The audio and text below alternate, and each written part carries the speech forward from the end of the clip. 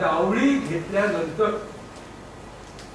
14 जानेवारी 1656 ला महाराजांचा पहिला राज्याभिषेक झाला। हे परत सांगत नाहीये, शिवकाव्य नावाची पंडित सकळकळीची पोथी आहे बघा, तुम्हाला नाही मिळाली तर माझ्या घरी मी तुम्हाला झळकतो। तो सांगतोय का या मोऱ्यांपैकी जो खेळण्याचा मोऱ्याची मुलगी, कारण महाराजांनी मोऱ्यांकडे मुलगी होती, ती त्या युद्ध प्रसंगी महाराजांना दिली आणि तो गांधर्व विवाह एका देवळामध्ये झालाय। त्या मुलीचं नाव जयंती आहे, नंतर तिचं नाव लक्ष्मी ठेवलं गेलंय आणि तिला घेऊन महाराजांनी पहिला राज्याभिषेक केला। तिथे त्या नदीचं नावही दिलंय आणि जाहीर केलं की यापुढे जावळीचे चंद्रराव भोरे राजे नाही, शिवाजी भोसले।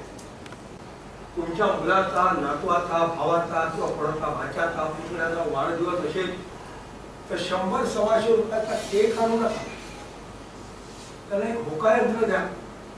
त्याला ज्या वेळेला तुम्ही रायगडवर घेऊन जाल त्यावेळेला तो तिथे ठेवेल आणि तुम्हाला सांगेल महाराजांच्या महालाचा त्या बाले किल्ल्याचा दरवाजा पूर्वेकडे आहे, ईशान्य दिशा ही भगवान शंकराची, जगदीश्वराचं मंदिर ईशान्येला आहे, उत्तर दिशा ही कुबेराची आहे, महाराजांची ट्रेझरी उत्तरेला आहे, वायव्य दिशा ही जलशास्त्राची। त्याला एखादी दुर्बीण द्या, मॅग्निफाइंग ग्लास द्या, बस केक आणून घ्या, ते पलटे। तो दगडाचा प्रश्न मला पण पडला होता, मग तुम्हाला कशावरून ते समजलं की तो दगड तो माझीच परीक्षा घेतली? मी भरपूर विचार केला तर मला सुचलं नाही, मग तुम्हाला तुम्ही वाचनात आलं की तू घरी आहे ना, तो माझ्या मेंदूचा काही पार्ट तुला एक लक्षात ठेव। मग काय सांगितलं, तुमचा अभ्यास बरोबर आहे मग त्याचा हा मग ते नाही, माझा असं नाही, तुला आज अपेक्षा ही ठेवून आलाय, वेळ लागल्याशिवाय इतक्या घडत नाही, ते तर काहीच नाही। अशा बऱ्याच गोष्टींचं ज्ञान होतं। ज्या वेळेला मनाची एकाग्रता होते ना त्यावेळेला अर्जुनाला माशाचा डोळा दिसला, बाकीचं नाही काही दिसलं। तसं एखाद्या गोष्टीचा तो लोखंडा खांब, तो काय आहे तर त्याच्या कडीमध्ये बांबू टाकून वर झेंडा फडकत आहे आणि तो पाचाडपर्यंत दिसायला। याचाच अर्थ काय आहे तर महाराज इथे आहे, तो ध्वजस्तंभ आहे, तिथे आणखी काही अशी ठिकाणं आहे का जी तुला उत्तर त्या बाजारपेठेचा नाव काय आहे त्या रायगडच्या पुस्तकात समजलं का। तर काही गोष्टी आपल्याला अशा दिसल्या ना आपण ते असं डोक्यामध्ये घ्यायचं आणि कोणीतरी मगाशी म्हटल्याप्रमाणे एकच चंद्र एक जरी असा हुशार भेटायला तरी बाकीच्या किल्ल्यांचं मगाशी काय सांगितलं, महाराजांनी राजगड बांधला पण तो गुंजन दरवाजा पाडला नाही। का नाही पाडला तर त्यांच्या जिजामाता ज्या आहेत त्या दोघांना लक्षात घ्या। गंगा यमुनेच्या दुभावामध्ये जे ऋषीकुल वगैरे होती ना तर त्यातले जे काही ब्राह्मण आहेत, मी काही सगळ्यांना तज्ञ नाही, ते य म्हणत नाही, यादव नाही म्हणत, यमुना नाही म्हणत, यमुना यादव नाही, यादव, योगेश्वरी नाही, योगेश्वरी।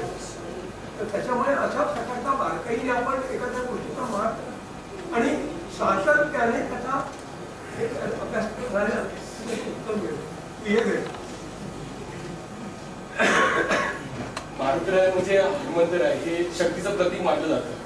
तर प्रत्येक गडावरती मी आजपर्यंत गेलो की सर्व गडांवरती मारुतीरायांचं प्रतीक म्हणजे दिसून येतं, त्याच्या पाठीमागे काय विशेष असं काय कारण आहे? मारुती हा खरा सीमारक्षक, तो नेहमी बॉर्डर करतो। नाणे दरवाजामध्ये मारुती वरती हेकडीने उडी घेतली तिथे मारुती आहे, तर मारुतीला शिबिर आहे म्हणजे पूजा पाठाचा हे कोणी केला, रामदास स्वामी। आणखी एक तुम्हाला धक्का देणारी गोष्ट आहे, ती गोष्टी जरा तुम्हाला तर ज्या गडाला शेंदूर लावलेला असतो ते बळी माग रक्तपिपासू असतो, त्यामुळे ते नेहमी सीमेवर असतं। त्यामुळे मग त्यांनी हे जे असे देव आहेत बॉर्डर लावून जे काही भूत प्रेत वगैरे आहे त्याच्यापासून रक्षण करतात। तर तुला अशा बरेच कटबंदीत वगैरे मारुतीराय मिळते आणि ते देवळांमध्ये आतमध्ये असेल तर मग तो रामदास स्वामींच्या काळात, त्याच्या आधी मारुती कुठे असा गडाच्या ह्याच्यात नाही, गणपतीचा नाहीच आहे कुठे।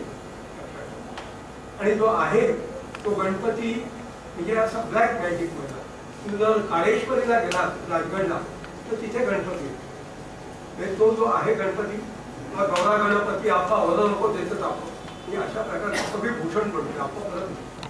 तर असा दैवत कोणाच्या भावना नाही दुपायची. तर मारुती हा नंतर आतमध्ये आहे.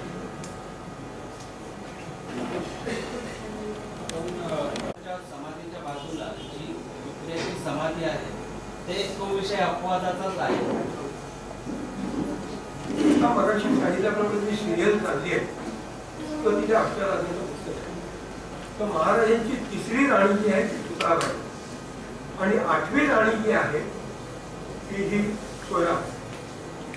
तर हे समान घराणं त्याला मोहिता किताब आहे. त्याला 3 मुलगे आणि 1 मुलगी होती. तर त्याच्यापैकी मुलगी जी आहे ती शहाजी राणीची बायको व्यंकोजीची आहे आणि तिचे जे 3 भाऊ आहेत त्याच्यापैकी मोठ्या भावाची जी मुलगी आहे ती पुतळाबाई. त्याच्यानंतर 2 नंबरचा जो भाऊ होता तो त्या सुप्याचा अधिकारी होता. जिजामाताने त्याला समजावलं त्याने फ्रॉड करत होता आणि शेवटी त्याला तिकडनं हाकललं. तर तो आपल्या बहिणीकडे जाऊन जीव खायला लागला तिकडे. मला आता उत्पन्नाचं काही साधन नाही काही नाही. पण त्यावेळेला त्याला एक मुलगी झाली होती. त्यावेळेला मुलीचं लग्न शिवकाळामध्ये 7व्या वर्षी आणि मुलाचं लग्न 10व्या वर्षी. हे शिवकाळाबद्दल बोलवा इथं आपली घरी जाऊन हट्ट धरायचा नाही समजत होते लग्न तुम्ही केलं नाही. तर अशा प्रकारचं आणि मग मुलगा पुढची लग्न जी आहे ती आपण आपलीच करायची. आई वडील ते 10व्या वर्षी करून द्यायचं. तसं महाराजांचं पहिलं लग्न 10व्या वर्षी ती शिर्क्यांची मुलगी ते बंगळूरला लागतं. 11व्या वर्षी ते विजापूरच्या आदिलशहाने केलं. त्याच्यानंतर 23व्या वर्षी ही जी आत्ता सांगितलं मोहित्यांची मुलगी जी आता सिरियलमध्ये दाखवते लहान म्हणून दाखवते ती. आणि दुसरा एक जो भाऊ होता तो हंबीरराव त्यांचा चुलत. या 2 बहिणी आहेत या आत्ता ज्या सिरियलमध्ये आहेत ना. परंतु त्याने उलट दाखवलं की सोयराबाई जी आहे ती तिकडे जन्माला आली पण ती त्या संभाजी मोहित्याची मुलगी आहे. आणि शहाजी राजांच्या म्हणजे तिथे त्यांनी रॉयल फॅमिलीमध्ये ती लहानाची मोठी झाली त्यामुळे ती डॅशिंग लाईफ आहे आणि बाकीच्या सौम्य आहे महाराजांच्या. त्या 8 राण्यांचं सगळं वर्णन आहे समजलं का. तर ही जी पुतळाबाई आहे महाराजांच्या 8 राण्यांपैकी 4घींना मुलं आहेत 4घींना नाही आहेत. तर त्याच्यापैकी राजगडवर असताना 4घी जणी वारल्या आणि रायगडवर नंतर 1 वारली काशीबाई. ती तर संभाजी मोहित्याची आपला शंभूराव जाधवाची हे जो नंतर याच्यावर सिद्धीजवळच्या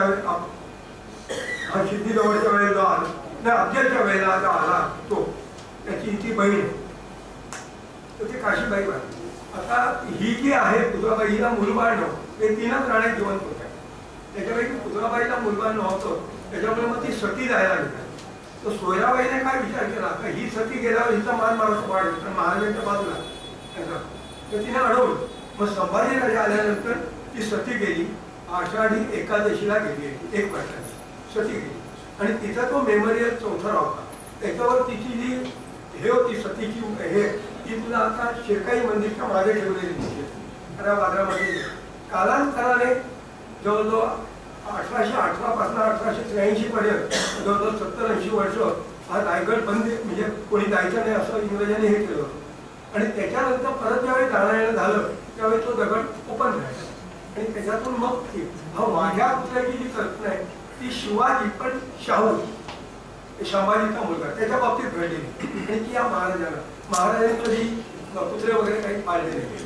त्यामुळे ती पुतळ्याची नाही ती पुतळाबाईची समाधी आहे. आणि सोयराबाईचं निधन झालं संभाजी आल्यानंतर. त्यामुळे राजाने त्यांनी सांगितलं महाराजांच्या समाधीकडे नको त्या दगडात पुढे कारण ती विरोधात गेली होती आणि म्हणून ती वाघ दरवाजाकडे जाताना जी तुम्हाला असं थोडंसं हे दिसतं तिथे एक समाधी ती ते सोयराबाईची समाधी. आणि हिंदू धर्मशास्त्राप्रमाणे कुणीही नवरा आपल्या बायकोचं स्मारक करते हे लक्षात घ्या. ही आपल्याला पूर्ण सांगते मुलगा आपल्या आईचं वगैरे स्मारक.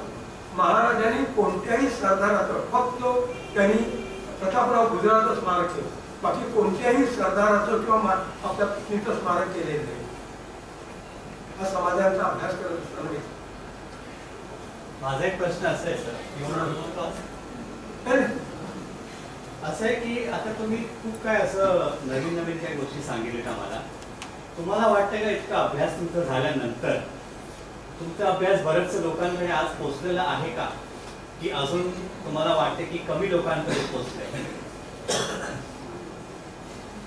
कारण तुम्ही जे म्हटलात नाही तुम्हाला बरेचसे तुम्हाला प्रॉब्लेम झालेले, त्याच्यामुळे तुम्हाला जितकं करायला हवं होतं तुम्हाला करायला मिळत नाही. तुम्ही म्हणताय ते बरोबर आहे. खरं हा माझ्या बाबतीत तर माझ्या दुर्दैवाने जीवनाची दुसरी बाजू मी हरलोय. म्हणजे माझे वडील गेल्यामुळे माझं शिक्षण नाही झालं. मी गिरणी कामगार कृषीमध्ये नोकरी केली आणि प्रचंड डोक्यावर कर्ज, त्यामुळे स्वतंत्रपणे गणित जे बघू शकत नव्हतो. आणि आम्ही जे आहोत परत हे 96 कोणी मराठामध्ये नाही आहे, कुणबी मराठा, त्यामुळे जरा जातीने कमी. त्यामुळे कुठेही महाराष्ट्रात आता मुंबईमध्ये 35 मराठा मंडळ आहेत.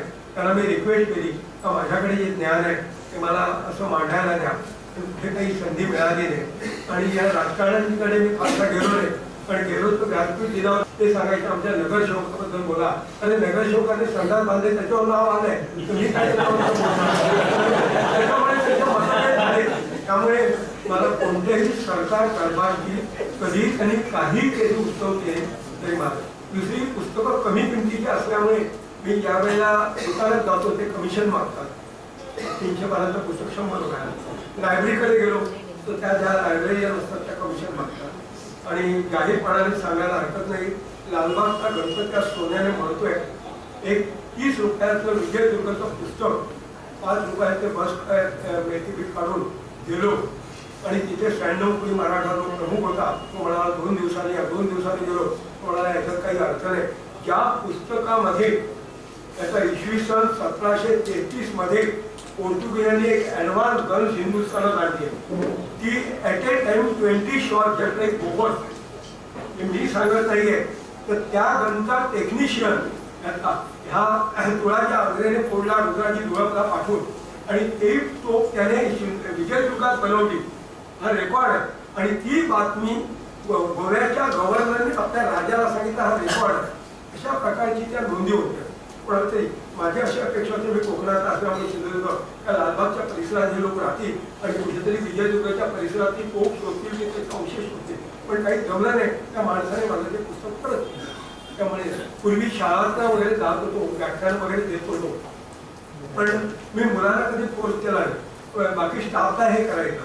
पण आज दुर्दैव असं आहे विशिष्ट कायद्यामुळे काही विशिष्ट समाजाचे लोक तिथे प्रिन्सिपल किंवा काही आहेत, त्यामुळे बऱ्याचशा शाळांनी धमकी द्यायला सुरुवात केली. तुम्ही इथे आलात तर आम्ही पोलिसांना सांगू आणि तुम्हाला पकडून देऊ, तुमचं इथे यायचं नाही वगैरे. हे आहे हे झालं आहे त्याच्यात. त्यामुळे मग आता काही नाही, ते पाठीवर असतात किंवा असे जर कोणी आले तर त्याला सांगतो आपण सगळं किंवा कुठे व्याख्यान असेल तर किंवा गडांवर मी गेलो तर पाठीवर असतात. पण आता तिथं काही जमत नाही, पुस्तकं घरीच असतात. आणि हे जे मला बऱ्याच लोकांनी सांगितलं तर आम्ही तुम्हाला ₹1,00,000 देतो असं म्हटलं. मला कमर्शियल अँड नको आहे त्याचा. तो जो मुलगा इन्व्हेस्टमेंट करतो, समजा आता 100 पुस्तकं आहे, 1,00,000 की 1,000 पुस्तकं तो घरी पाठवून देतो. आणि तशा प्रकारे आता समजा 11 पुस्तकं 800 रुपयाचे तर 8 लाख त्याचे मला द्यायचे. ते 1 वर्षात फेडायचं असतं. 5 लाख गेले, 3 लाख राहिले, ते दिले का मग परत ती नवीन पुस्तकं तू दिली. त्यामुळे मी काही प्रसिद्धीच्या मार्गाने त्याच्यावर माझं काही पोट वगैरे अवलंबून नाही. हे ह्याच्यामध्ये सर असं होत आहे की नाही की तुम्ही असं हे जे म्हणतात आता की तुम्ही त्याच्यावर अवलंबून नाही, दॅट इज वन क्वेश्चन. आणि दुसरं ह्याच्यात आहे की त्याच्यावर तुम्हाला असं वाटतं नाही की प्रचिती थांबते तुमची किंवा तुमचे जे नॉलेज आहे ते थांबते जाऊन कुठेतरी? मी अपेक्षा करतो तर तुम्हाला जर शक्य असेल तुमच्याकडे एक पुस्तक घेता दिले 300 पानांचं, तुम्ही हा विचार करायला पाहिजे अरे मी आणखी एक घेऊ आणि माझ्या गावच्या लायब्ररीला पाठवू.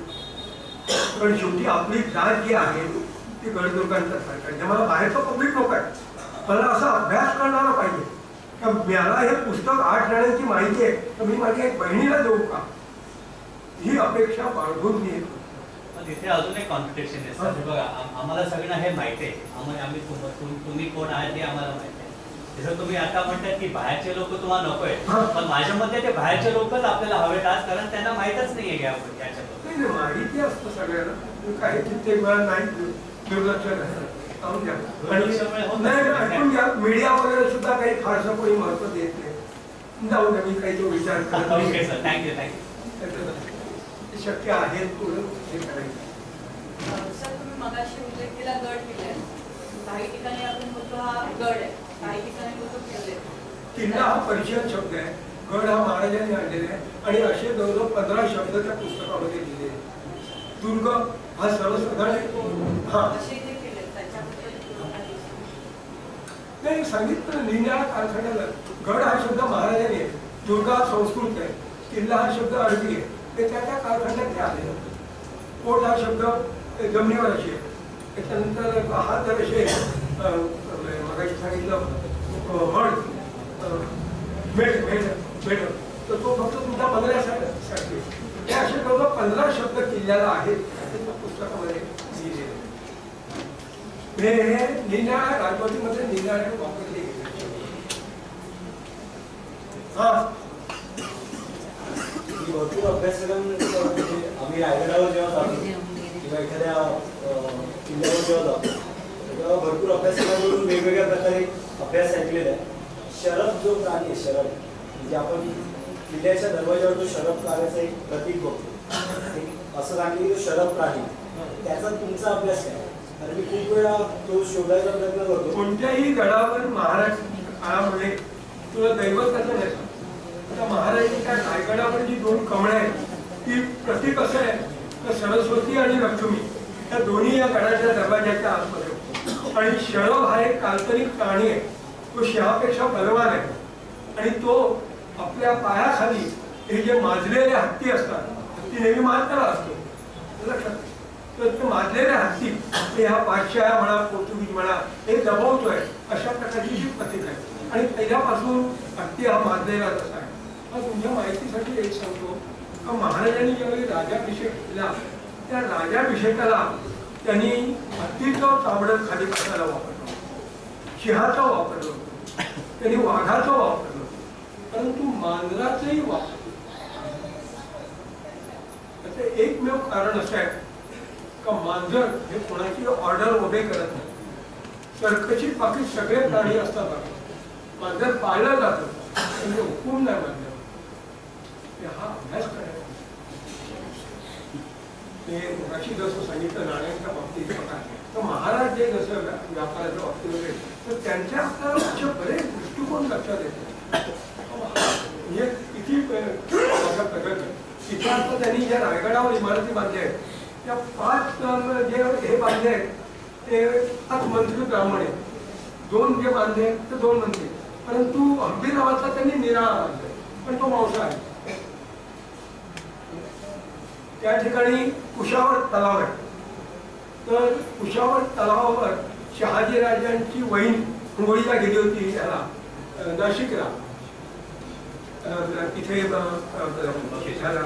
नदीवर गोदावरी, आणि त्यावेळी मोगलांनी पळवलं. शहाजीराजांनी दंड भरला आणि तिला सोडून आणलं.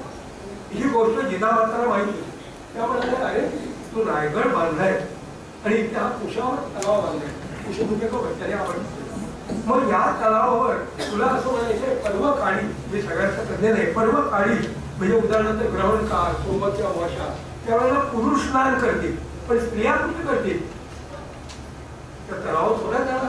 मग तिथे त्यांनी एक पाठ बांधलाय, हे असा बंद आहे तो आणि पाण्याचा चर आहे, त्याच्यात खाली उतरून ती स्त्री अंघोळ करणार कुठेही ते दिसत नाही, वरती फक्त व्हेंटिलेशन आणि तिथून मग ती मोरोपंतांच्या वाड्यात जोडली.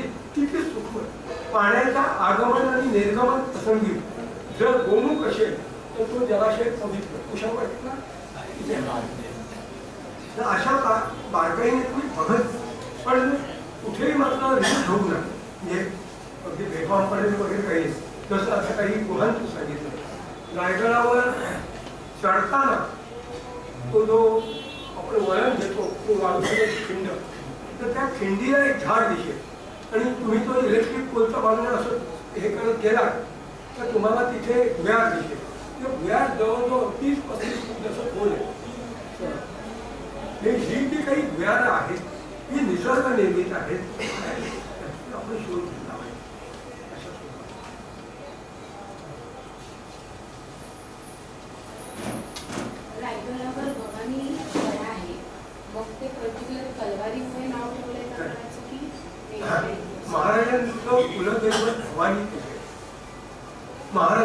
कुलदैवत भगवान शिव आहे.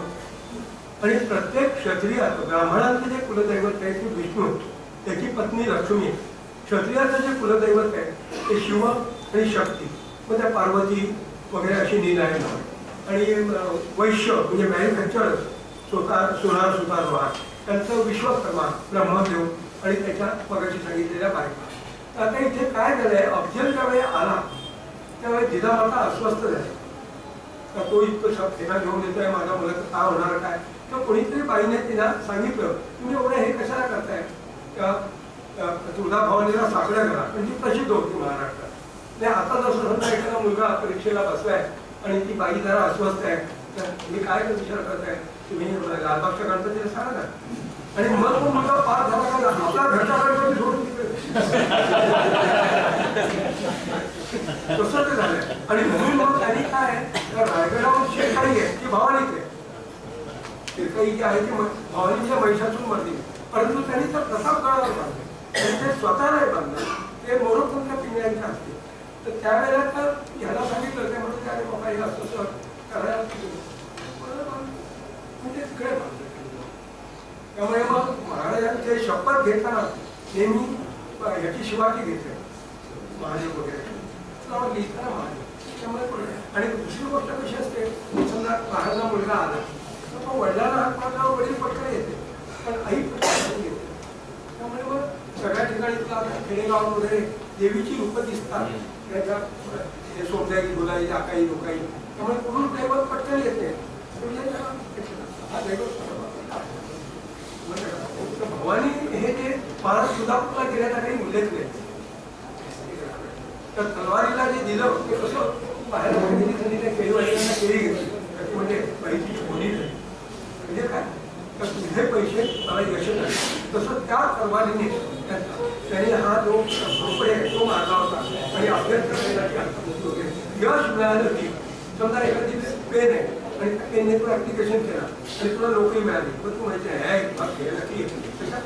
ते काही देवीने दिले नाही. ते ब्रेक बनावटीची पोर्तुगीज तलवार आहे. आणि मग महाराजांनी आता ती सातारा आहे.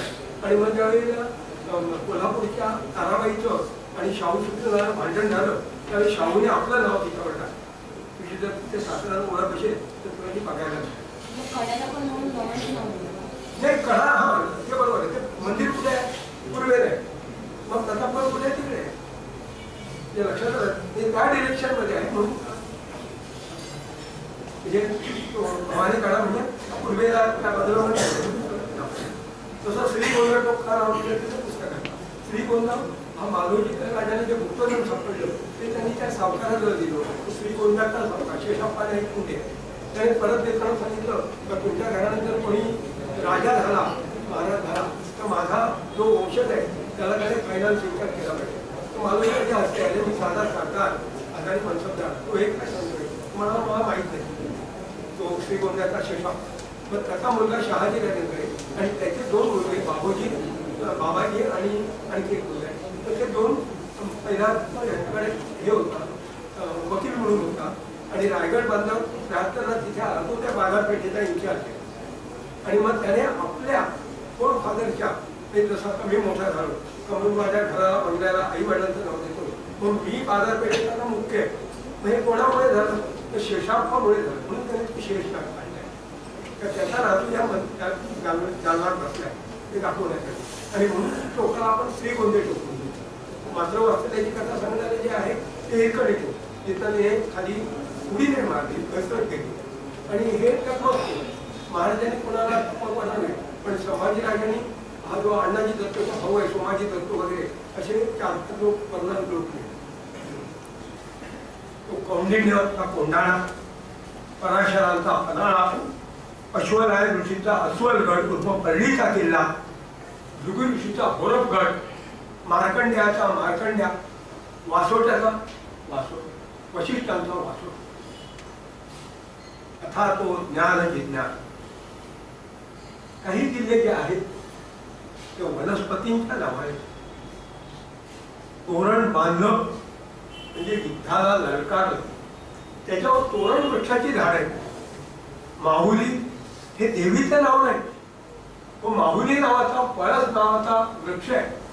खांदेरी हा वृक्ष आहे आणि ही सगळ्यात नाही आहे पद्धत.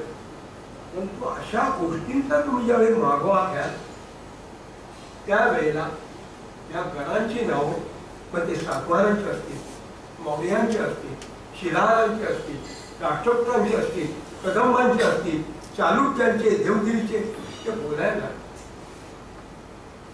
फक्त तुम्हाला तुमच्या जीवनात काही भाग काही वेळ आज ज्याने तुमचा देश धर्म आणि संस्कृती राखली त्या शिवाजी राजांच्या कार्यासाठी मला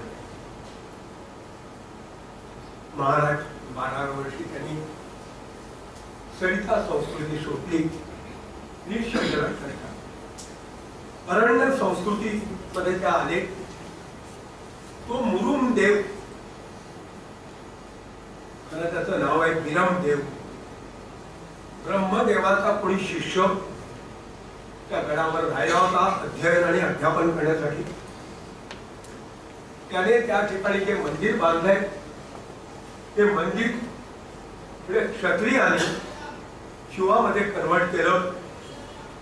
परंतु त्या ठिकाणी तो राहिला होता त्याची मूर्ती आजही दक्षिण दिशेला. तुम्हाला बघितलं पाहिजे, मूर्तींचा तुम्हाला अभ्यास केला. राजगडावर असं एक भुयार आहे. एक 10-15 वर्षापूर्वी मी आणि माझी धर्मपत्नी गेले 50 वर्ष तिने मला साथ दिली.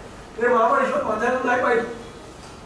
ते मी का सांगतोय तर लक्षात ठेवा, तुम्ही जे विवाहित आहात त्या अशा प्रकारचा पाठिंबा मिळाल्यानंतर आपण आकाशाला भवते आणि घरात जर ग्रहकला असेल आपण काही खुश आहोत. त्यामुळे पत्नी स्त्री ही जननी सर्व सुखाची माता दुहिता भगिनीच आहे. मगाशी सांगितलेली येसूबाई, मगाशी सांगितलेली ताराबाई, अशा प्रकारे तिलाही जर आवड लावली या कित्येक वेळा पन्हाळगड ते विशाळगड आली, राजगडवर आली आहे. रायगड ती इतिहास जाणत आहे. तिने एक सांगितलं, मी ज्यावेळी गडावर जाते त्यावेळेला मला लोक माई आई वगैरे करून आदराने मला बोलतात, हे माझं भाग्य. त्यामुळे तुम्हालाही जर सहकुटुंब हे कुठे पाहता आले, त्यालाही जर आवड दिली तर घरात कोणत्याही प्रकारचा संघर्ष होणार नाही. तुमच्या मुलाचा, नातवाचा, भावाचा किंवा कोणाचा भाच्याचा, पुतण्याचा वाढदिवस असेल तर 100-125 रुपयाचा केक आणू नका. त्याला एक होका यंत्र द्या. त्याला ज्या वेळेला तुम्ही रायगडवर घेऊन जाल त्यावेळेला तो तिथे ठेवेल आणि तुम्हाला सांगेल महाराजांच्या महालाचा त्या बाले किल्ल्याचा दरवाजा पूर्वेकडे आहे. ईशान्य दिशाही भगवान शंकराची जगदीश्वराचं मंदिर ईशान्येला आहे. उत्तर दिशा ही कुबेराची आहे. महाराजांची ट्रेझरी उत्तरेला आहे. वायव्य दिशा ही जलशास्त्राची. त्याला एखादी दुर्बीण द्या, मॅग्निफाईंग ग्लास द्या, केक आणून हॅपी बर्थडे